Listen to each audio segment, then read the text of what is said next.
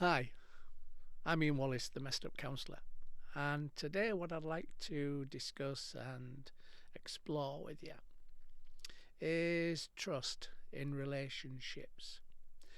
Trust is probably the hardest, or one of the hardest things to kind of come back from in a relationship when it's been broken. And when we look at trust, it has a lot of slow build up. We don't usually trust people immediately.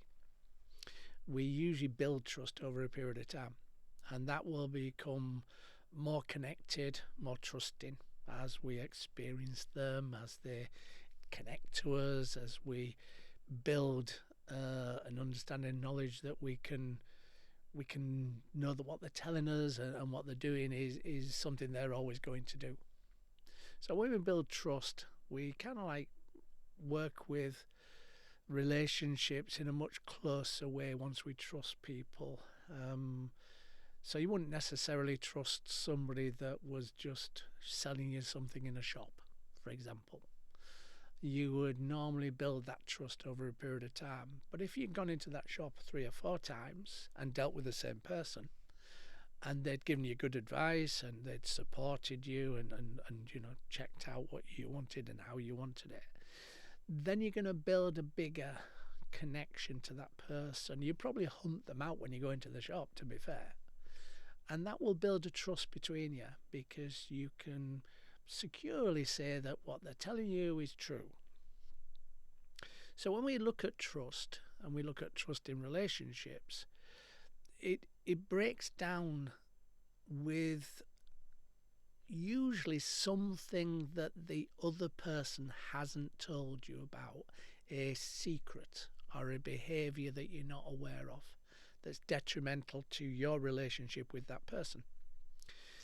So trust and breaking down of trust is hard to come back from. It's not an easy one. It can be repaired, it can come back, but it needs both parties to be able to change and adapt and become more open and honest with each other. So you can have affairs. A lot of people who come to me, couples, are working with an affair. One person in the relationship has connected, been with other people, not necessarily physically, emotionally, sometimes even via email. And that process of one person not being aware of what the other person is doing, the secret, if you like, that thing that you're not aware of, that then creates a process in the relationship. So if the other person finds out at some point that the person has been doing that behaviour and that affair, then the trust will be broken in the relationship. You're doing something that I did not know about, and you knew I would be upset by it if I found out. So you're keeping it from me. So if you're keeping that from me, what else are you keeping from me is a natural assumption to make, that there's more to know. So we can have, which might sound strange, but we can have an affair with anything that's in a secret process. So you can have an affair with drink. You can have an affair with drugs. You can have an affair with gambling. You can have a shopping. You can have an affair with anything that's a secret, which might sound a bit strange to look at it that way, but it's the secret that creates the trust issue. So when we're looking at those kind of processes with any relationship, rebuilding a trust is a lot harder if it's been a drip effect of knowledge. So if somebody said, well, why did you do that? And you said, okay, I did that because X, Y, Z, or I don't know why I did that. And you tell them something, and then you don't tell them the whole story. You only tell them a bit of the story that they're asking about. Then that drip effect of knowledge will basically make it harder to come back from. So if there's a secret, if there's something somebody doesn't know, then you need to be completely open and honest from day one, as soon as it's found out. Better still, tell them before you do it, when people engage with those processes, it can be an addictive process. Certainly gambling, pornography, um, those kind of things, drinking, alcohol, drugs, those kind of things can be an addictive process. But any addiction, usually in my world, in my experience, comes from something that started it. Now, it could be that you grew up in a household where lots of people drank awful lot at the time. So your knowledge, experiential process, your kind of understanding of the world is done through drink. So you just keep on doing that. It's not necessarily addictive. It's just what you've learned to be the way that things work. It's your normal, if you like. That's slightly different, because until we come up against something that says, why do you do that? Why does everybody drink all day long, or whatever? Then until you come up with that different world, then pretty much you don't know there's another world. You don't know there's another normal. So then you do a comparison. So if, for example, somebody grew up in a household whereby, the people didn't come into the house, the family were in the house and nobody was drawn in, you didn't have visitors, you didn't have friends over, didn't do sleepovers, which is kind of things that can't talk about nowadays with kids. Then your normal would be the only person who'll come into this house is us, the family. If you then go into somebody else's house, say a friend's house, and they're looking after you for the day, then you might find a different process. You might find lots of people coming in all the time. Oh, just thought I'd drop by, do you want a cup of tea? Do you want a coffee? Do you want some food? So it might be a much more open process of engagement.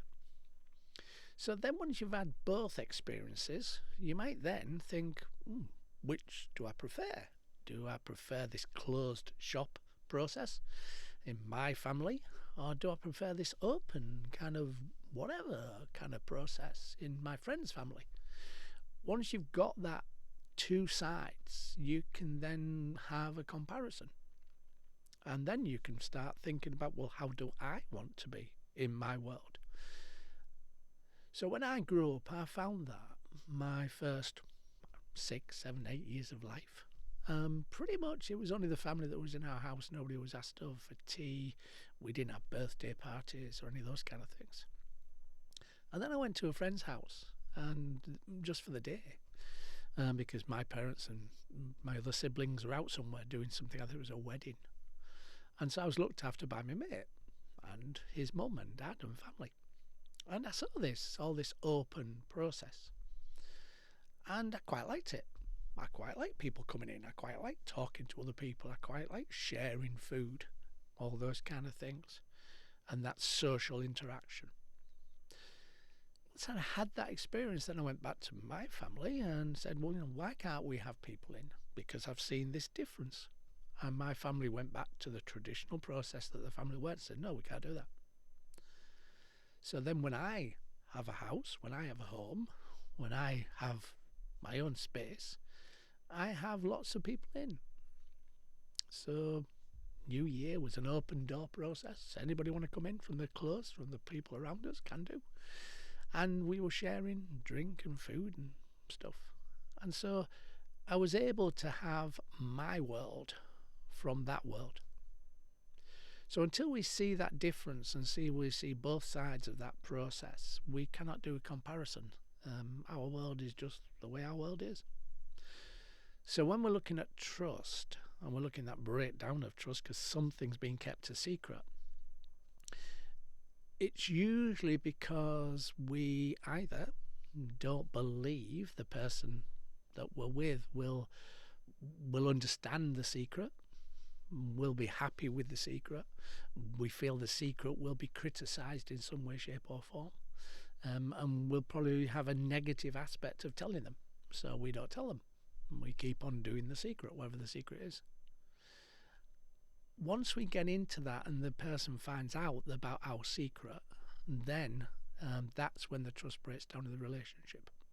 Now, as I've said, with an affair, for example, somebody is connected with somebody outside of their primary relationship, and their primary relationship partner has identified that that's a no-go for us.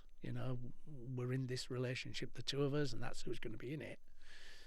Because relationships are many and varied, and sometimes there's different boundaries and different rules. But if that was the case, then you've gone outside of our relationship. You're talking to this other person. You're sharing emotional content with this other person. You're sharing ideas, views. Some of our secrets you're giving to them. Then that process of trust breaks down. Generally speaking, because a relationship is about two people, interactive, reactive, then the relationship is usually broken down long before the secret comes out. Long before you found out. The communication, as I said in the last podcast, will have broken down. And that breaking down of the relationship, the communication, will have made a process whereby this third party, this external aspect, is filled. The void that we've no longer got is filled by this third party. And that usually means that the relationship partner, both people, have unfortunately contributed to that. Now, that doesn't take away from the fact that one person has gone outside the relationship without talking to the partner. That choice decision is theirs. It's not exonerating them from that choice. It's not saying the choice was okay, but there's a reason the choice was made. And so in working with that secret, that disclosure, that finding out, we then have to, if both parties still want to, we have to try and build a brand new relationship and try to bring back that part that was lost, that void. Try and fill it with the relationship instead of an external third party. But in order to do that, both people in that relationship have to understand that they contributed to that process and want to obviously recreate a new relationship with each other. When we're talking about drink and drugs and gambling and all those kind of things, then obviously there's a much bigger process for some people, not everybody, but for some people, because that can have a detrimental effect on finances, it can have a detriment on health. There can be a whole range of differences that will come through that than it would be if it was an affair. Affair is not going to necessarily make you poorly. Affair is not necessarily going to destroy your world. It can do, obviously, depending on that other partner, that other relationship process. But building the trust means that both people have to take some responsibility of why that relationship break down for that to be included. When we're doing work with a couple, or we're doing work with a family, or any kind of process, if it's an addictive process, it is different, because the addiction tends to create a much more awkward, not understandable process that the other partner who isn't addicted really finds it hard to understand.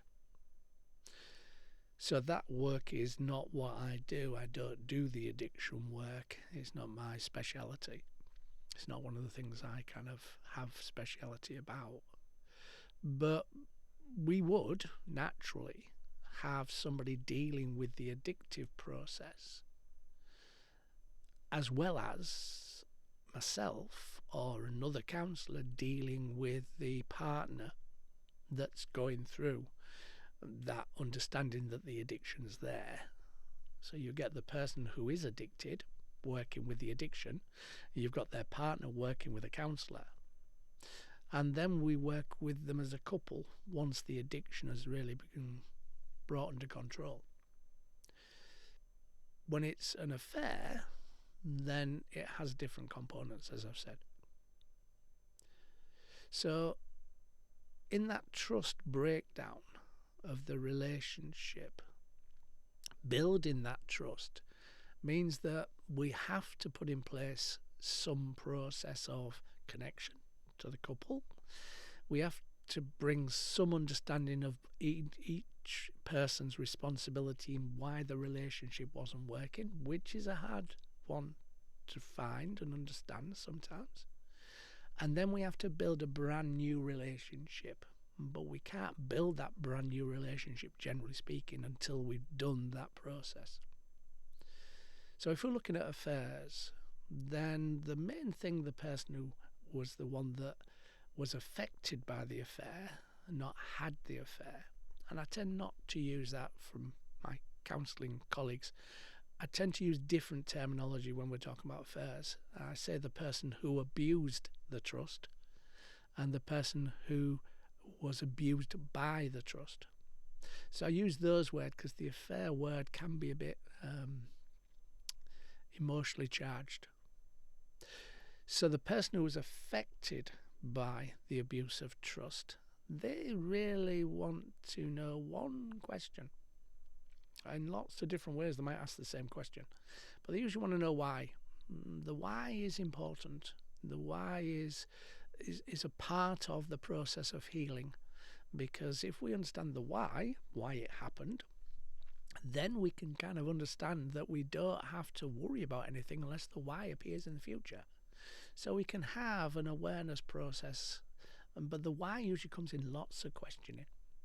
So I kind of work differently with that, and I'll go through the process with you now, which hopefully will help.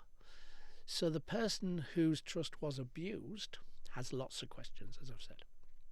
If we allow those questions to be a verbal process, it tends to really cause issues and problems because it becomes an interrogation. Because every time the person gets an answer of why, what happened, how it happened, whatever that is, that question, then there's always another question from the question, an answer process. So you find it's an interrogation. And the person who has to ask that question, if it comes into their head at 2 o'clock in the morning, they're going to wake you up and they're going to ask that question. Because they can't get it out of their heads. They can't hold it. They can't just let it go. So it becomes really destructive in a relationship. So my way of working with it is I take it away from a verbal process and I put it into a written process. Now, two things do that, create that process. One is that the interrogation stops. The questions are put down on a written process, not a verbal process. So it helps the person who's asking the questions because they then can write all their questions down. They don't have to naturally feel when they're asking the question verbally that I won't ask this question if you haven't done what you did, and it goes on to a whole different concept. So by writing the questions down, then that person gets their questions down on paper, and then that process means that they are in charge of it. And it's really important that the person whose trust was abused, then they are in charge, they're in control in my world.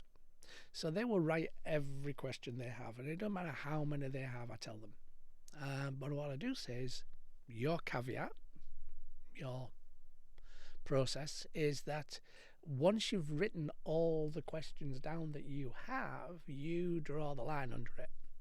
There are no more questions. And you have to honour that. And that's not easy sometimes, but they have to honour that.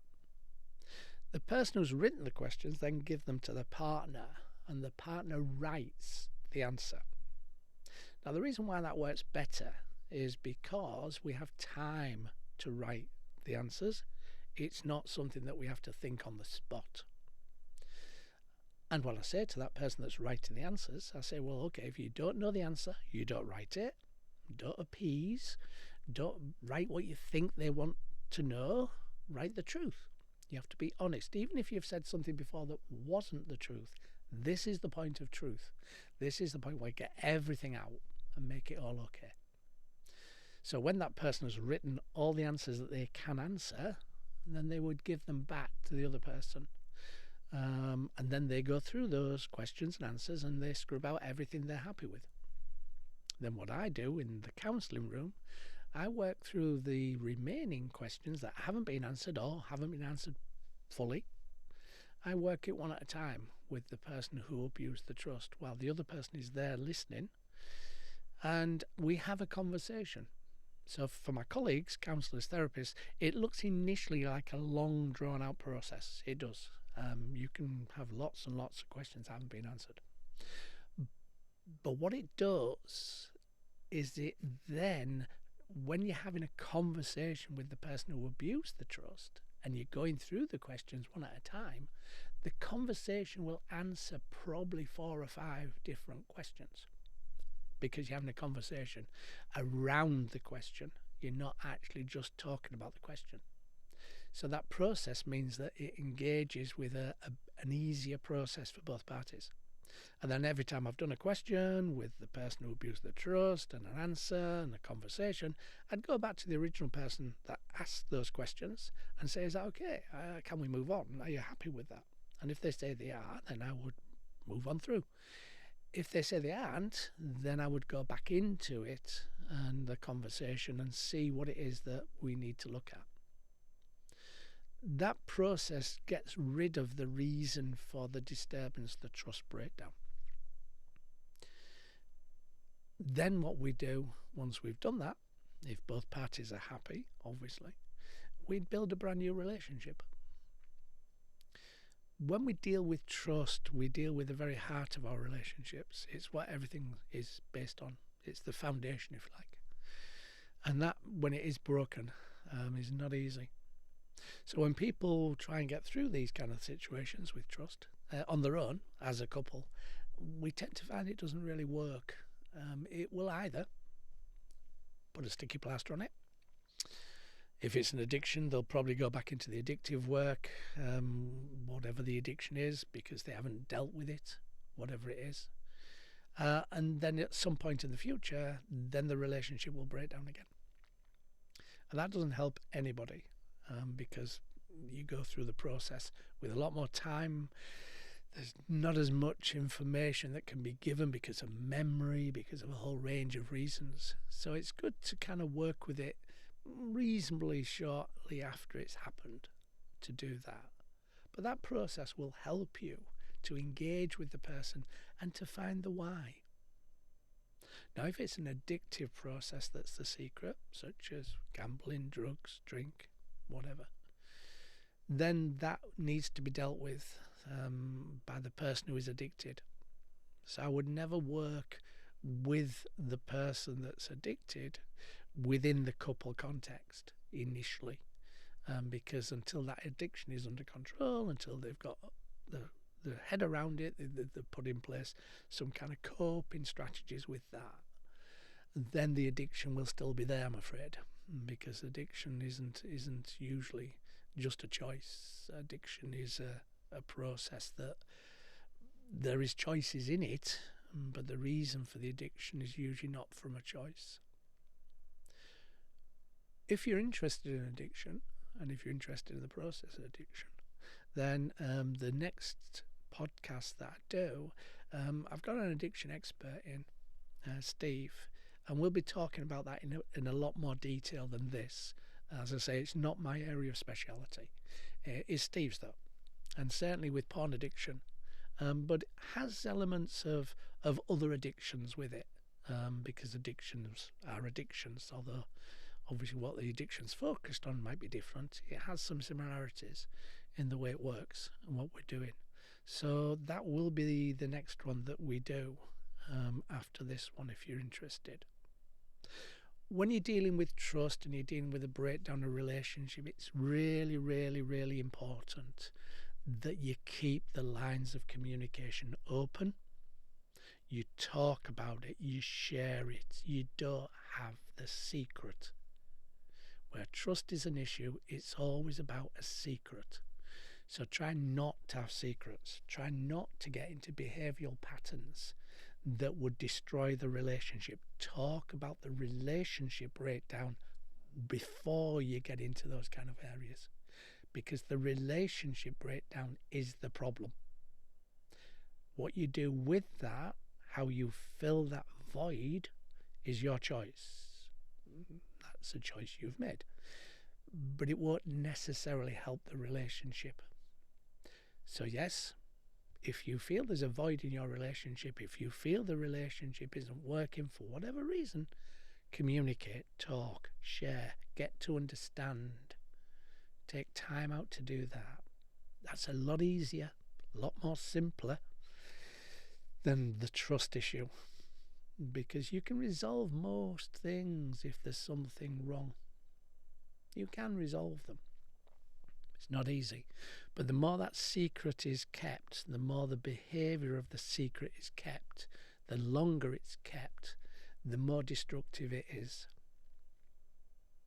Talking helps everything, whatever it might be, to be honest.